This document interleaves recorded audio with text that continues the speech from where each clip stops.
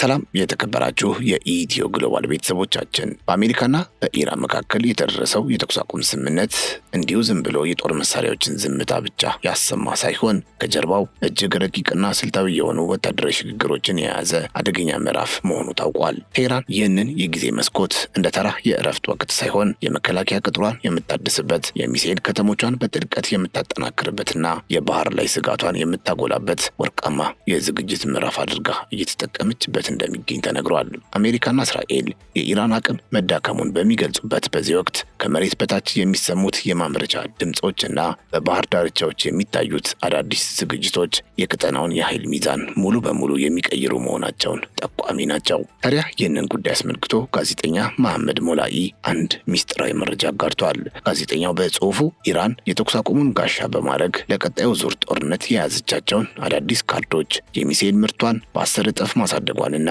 የአሜሪካን የባህር ኃይል ስጋት ውስጥ የከተተውን አዲስ ወታደራዊ ቁመናዋን በዝርዝር ተንትኗል። መረጃው አስገራሚ ነውና ልናጋራችሁ ወደድን። አብራችሁ እንድትቆዩ እየጋበዝን ቻናላችንን ሰብስክራይብ፣ ይህን ቪዲዮ ላይክ እንድታደርጉም በአክብሮት እንጠይቃችኋለን። ካፍታ ቆይታ በኋላ ተመልሰን እንገናኝ።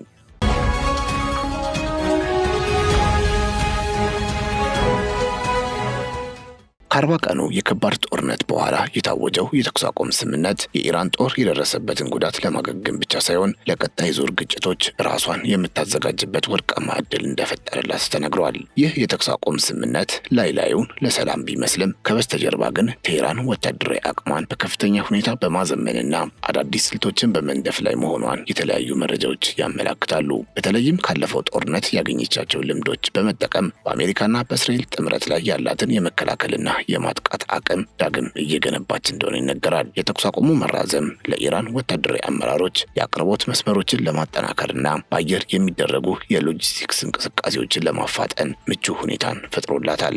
ይህም የጦርነቱ መቋረጥ ለሰላም ብቻ ሳይሆን ለተሻለ ዝግጅት መዋሉን በግልጽ ያሳያል። የሎጂስቲክስ ስርጭቱ ውጤታማ መሆን ለዚህ ትልቅ ማረጋገጫ ሆኖም ቀርቧል። ለዚህ እንደ ማሳያ በተኩስ አቁሙ ማግስት የታዩት ከፍተኛ የወታደራዊ የጭነት አውሮፕላኖች እንቅስቃሴ ይጠቀሳሉ። በዚህም ኢራን በአጭር ጊዜ ውስጥ ወሳኝ የጦር መሳሪያዎችንና መለዋወጫዎችን ለማሟላት ከፍተኛ ሩጫ እያደረገች እንደምትገኝ ተሰምቷል። ምንም እንኳ እነዚህ ዝውውሮች በይፋ ባይረጋገጡም ይላል ጋዜጠኛው፣ በተለያዩ የአየር ማረፊያዎች የታዩት ከባድ ጭነቶች የሎጂስቲክስ ስርጭቱ በስፋት እየተከናወነ መሆኑን የሚያሳዩ ግልጽ ፍንጮች ደርሰውኛል ይላል። ኢራን ከዚህ ቀደም የነበራት የአቅርቦት ሰንሰለት ያልተማከለ መሆኑ ጥቃቶች ቢሰነዘሩባትም እንኳ በአጭር ጊዜ ውስጥ ዳግም እንድታገግም ትልቅ ድጋፍ እንደሆናት ተመራማሪዎች ይገልጻሉ። ይህ አይነቱ ፈጣን የመልሶ ማደራጀት አቅም ደግሞ ጠላቶቿ አስቀድመው ከገመቱት በላይ ሀገሪቱ ያላትን ጥንካሬ የሚያሳይ መሆኑን ወታደራዊ ምንጮች ያረጋግጣሉ። የአቅርቦት መስመሮቹ ከሀገር ውስጥ ምርት ጋር መተሳሰራቸው ደግሞ የውጭ ማዕቀቦችን ተጽዕኖ ለመቀነስ አስችሏታል። ቴህራን ይህንን ጊዜ የተጠቀመችው የደረሰባትን ኪሳራ በፍጥነት አሽራ ለቀጣዩ ዝግጁ ሆና ለመቅረብ እንደሆነም ይታመናል። የኢራን የመከላከል ስትራቴጂ ዋነኛ ምሰሶ የሆነው የሚሳኤል ክምችት በጦርነቱ ወቅት ተዳክሟል ተብሎ ቢታሰብም በተግባር ግን ምርቱ በ10 እጥፍ ማደጉን መረጃዎች ያሳያሉ። ባለፈው ሰኔ ወር ከእስራኤል ጋር በነበረው የ12 ቀናት ግጭት በኋላ የታየው የሚሳኤል ምርት ፍጥነት እስካሁን ባለው የተኩስ አቁም ወቅትም ሳይቀንስ በከፍተኛ ሁኔታ መቀጠሉ ይነገራል። አሜሪካና በተለይ እስራኤል የኢራን የሚሳኤል አቅም መሽመድመዱን ቢገልጹም በመሬት ውስጥ የሚገኙት ማምረቻዎችና ማከማቻዎች አሁንም በሙሉ አቅማቸው እየሰሩ መሆኑ ተረጋግጧል። እነዚህ ተቋማት እጅግ በጥልቅ መሬት ውስጥና በተራራማ ስፍራዎች በመገንባታቸው ዘመናዊዎቹ መሬት ሰርጓጅ ቦምቦች እንኳ ሊያጠፏቸው እንደማይችሉ ይገመታል። በመሆኑም የኢራን የሚሳኤል ኃይል ከላይ ከሚታየው በላይ በሚስጥራዊ የመሬት ውስጥ ከተሞች ውስጥ በከፍተኛ ደረጃ እየተጠናከረ ይገኛል።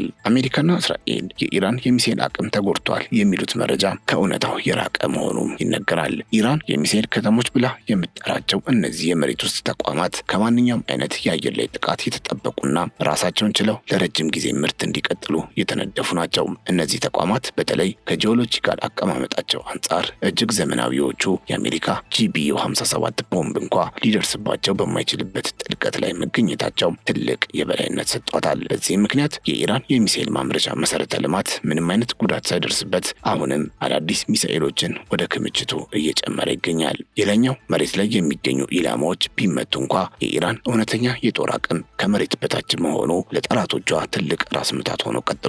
ይህ ሁኔታ ደግሞ ቴህራን ለረጅም ጊዜ የሚዘልቅ ጦርነትን የመቋቋም አቅም እንዳላት በተግባር የሚያረጋግጥ መረጃ ሆኖ ተወስዷል። መሰረተ ልማቶቹ ከመሬት በታች መሆናቸው ምርቱን በማንኛውም ሁኔታ ለመቀጠል ያስችላታል። ሌላው ትኩረት የሚስበው ነጥብ ኢራን ባለፉት ጦርነቶች የተከተለችው ወታደራዊ ወጪና የመሳሪያ አጠቃቀም ስልቷ ነው። ሀገሪቱ እጅግ ዘመናዊ የሆኑ የጦር መሳሪያዎቿን ከመጠቀም ይልቅ ለበርካታ ዓመታት የተከማቹ የቆዩ ሚሳኤሎችን በብዛት በመተኮስ ክምችቷን ለማጽዳት ተጠቅማበታለች።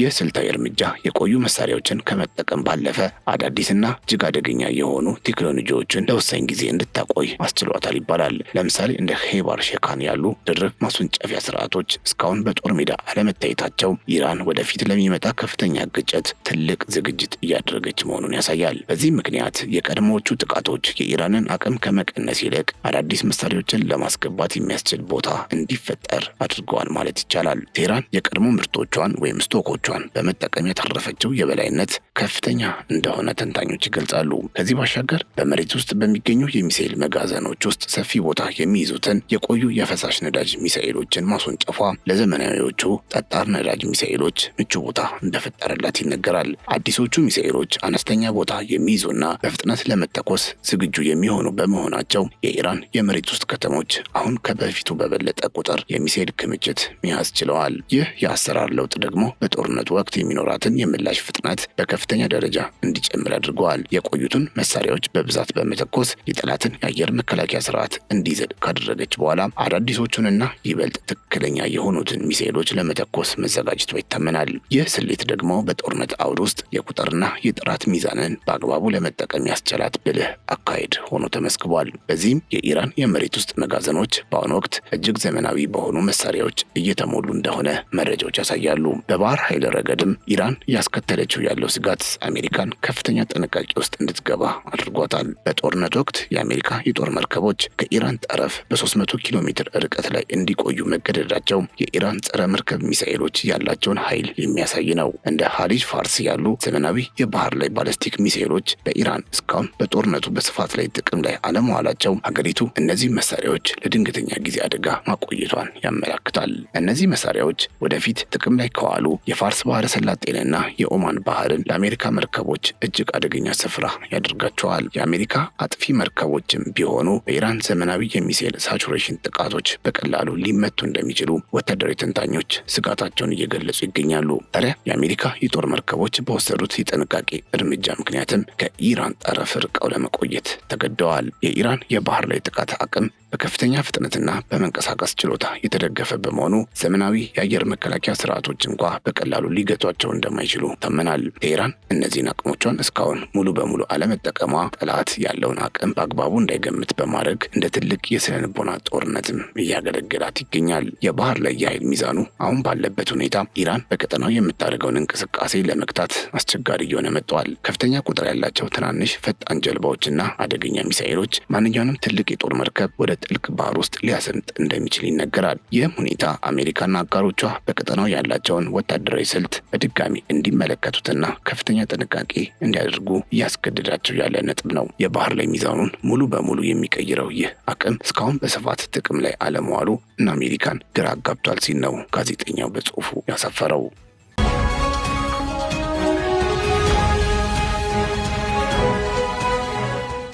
ከፍተኛ የኢራን ባለስልጣናት የሚሰጧቸው መግለጫዎችም ሀገሪቱ ወደፊት ለሚመጣው ግጭት ምን ያህል እየተዘጋጀች መሆኗን የሚያጠናክሩ ናቸው። የፓርላማ አፈ ጉባኤው መሐመድ ባጋር ጋሊባፍ ኢራን ወደፊት አዳዲስ ካርዶችን እንደምትዘረጋ መናገራቸው እስካሁን በጦር ሜዳ ያልታዩ አዳዲስ የጦር መሳሪያዎች መኖራቸውን አመላካች ነው። እነዚህ አዳዲስ አቅሞች ምን ሊሆኑ እንደሚችሉ በትክክል ባይታወቅም ይበልጥ ዘመናዊ የሆኑ የሚሳኤል ቴክኖሎጂዎችና የኤሌክትሮኒክስ ጦርነት መሳሪያዎች ሊሆኑ እንደሚችሉ ይገመታል።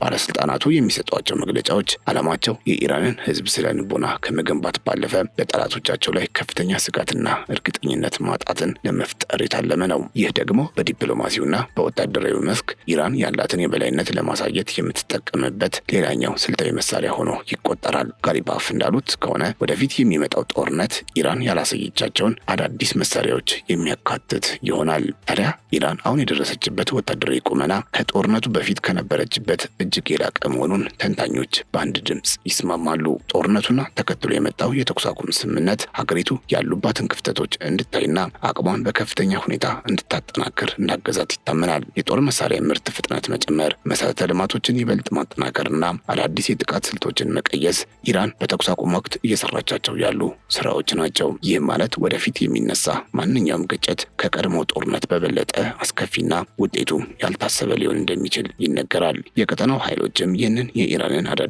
ቁመና ግምት ውስጥ በማስገባት ስልታቸውን መቀየር እንዳለባቸው እየተነገረ ይገኛል። ከዚህ አንጻር የተኩስ አቁሙ ለኢራን ትልቅ ስልታዊ ድል ሆኖላታል ማለት ይቻላል። የተኩስ አቁሙ መራዘም ለኢራን ወታደራዊ ዘመናዊነት መንገድ ከፍቷል ቢባል ማጋነን አይሆንም። ውጤቱ በቀጠናው ላይ እየታየ ስለሆነ ማለት ነው። አሜሪካ በተደጋጋሚ የተኩስ አቁሙን በአንድ ወገን ማራዘሟ ኢራን ያላትን ወታደራዊ አቅም ከመረዳትና ግጭቱ እንዳይባባስ ከመፍራት የመነጨ ሊሆን እንደሚችልም ይገመታል። ይህ መራዘም ለኢራን የዝግጅት ጊዜ መስጠቱ ደግሞ ለአሜሪካ ሌላው ስጋት ሆኖ ቀጥሏል። ቴህራን ይህንን ጊዜ ተጠቅማ የሚሳኤል ማስወንጨፊያዎቿን በከፍተኛ ስራ በማደራጀት በአንድ ጊዜ በርካታ ሚሳኤሎችን የመተኮስ አቅሟን እያሳደገች ትገኛለች። ይህ ላውንች ዴንሲቲ ተብሎ የሚጠራው ስልት የጠላትን የአየር መከላከያ ስርዓት ሙሉ በሙሉ ከጥቅም ውጭ ለማድረግ ታስቦ የተዘጋጀ ነው። በመሆኑም ወደፊት የሚሰነዘረው ማንኛውም ጥቃት በከፍተኛ የሚሳኤል ዝናብ የታጀበ ምላሽ እንደሚያስከትል ኢራን በተደጋጋሚ እያስጠነቀቀች ትገኛለች። አሜሪካ የወሰደችው የአንድ ወገን ውሳኔ ለኢራን ትልቅ እድል ሆኖ እንዳገለግላትም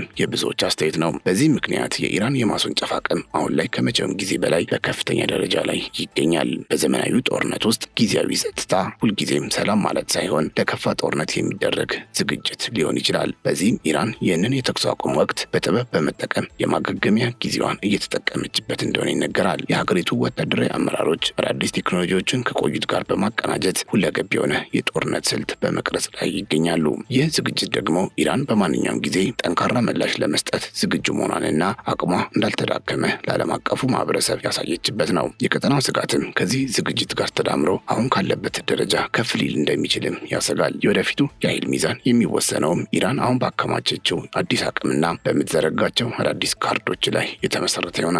ቴህራን ያለፈውን ጦርነትን እንደ ትልቅ መማሪያ በመጠቀም በወታደራዊ መስክ ከፍተኛ ውጤት አስመዝግባለች ተብሎም ተገልጿል። ዝግጅቷም መላውን ቀጠና ሊያናውጥ በሚችል ደረጃ ላይ እንደደረሰ ይነገራል። ኢራን የያዘችው የባህር ላይ መከላከል አቅም አሜሪካ በቀጠናው ያላትን የበላይነት በከፍተኛ ሁኔታ የሚፈታተንም ነው። በተለይም በአጥፊ መርከቦች ላይ ያነጣጠሩት አዳዲስ የሚሳኤል አይነቶች የአሜሪካ የባህር ኃይል እንቅስቃሴን ስጋት ውስጥ ሊከቱት ይችላሉ።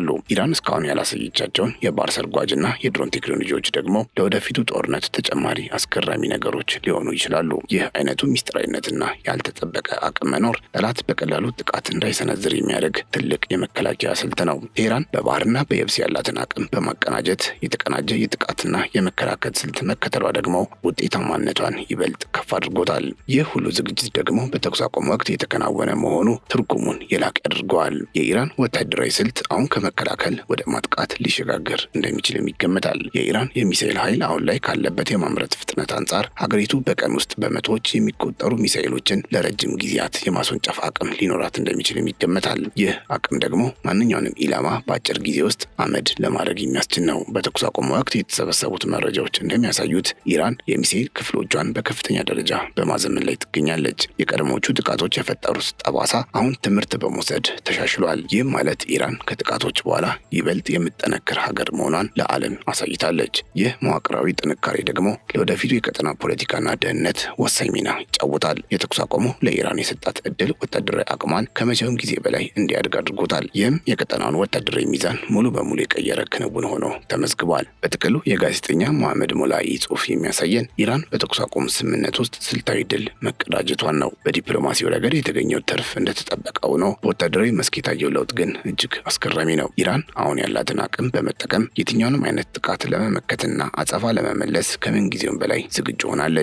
ይህ ሁኔታ ደግሞ በቀጠናው ያለውን የኃይል ሚዛን ለረጅም ጊዜ ሊቀይረው እንደሚችልም ይጠበቃል። አሜሪካና እስራኤልም ቢሆኑ የኢራንን ዝግጅት ከቆብ ሳይቆጥሩ ቢቀር ከቀጠሩ ወደፊት የሚገጥማቸው ፈተና ከባድ እንደሚሆን የታመነ ነው። የተኩስ አቁሙ አልቆ ቀጠናው ዳግም ወደ ግጭት የሚያመራ ከሆነ የኢራን አዳዲስ ካርዶች ለዓለም ይፋ መሆናቸው የማይቀር ነው። አብራችሁ ስለነበራችሁ እጅግ እናመሰግናለን። በያላችሁበት ሰላም